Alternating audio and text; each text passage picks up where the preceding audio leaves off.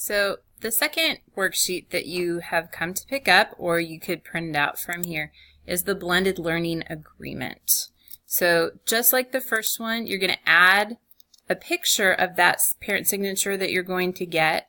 You can connect it through Google Drive, a direct link, or the files. Take the picture with your phone or with an iPad, attach it here, and then hit submit so that you get your 10 points. And the contract is a sheet that you get for each blended class that you take. It has to be signed for each one. Please take your time, and as you read each item, initial, here for yourself, and here for a parent. We're handing you a big dose of responsibility taking charge of your own learning, so make sure you know what that entails. For students, know that if you have an after-school class, you need to check in once a week until the first DF notice. And if you're in 5th or 6th period, you do need to finish the first unit in order to get your flex card. Remember, you're only eligible for campus release if you keep your grade above 70% or higher.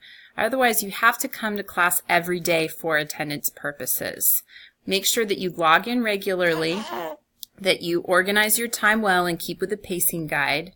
Participate, check in. I want to see that you're engaged with the course and you're interacting with me, that you're communicating back or initiating help as needed. And check your email and your notes in your Google applications.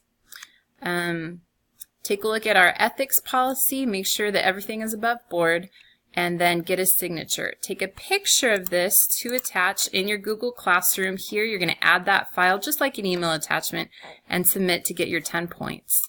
Then tear off this bottom strip and swing it by 313 to turn in the hard copy. Let me know if you have questions.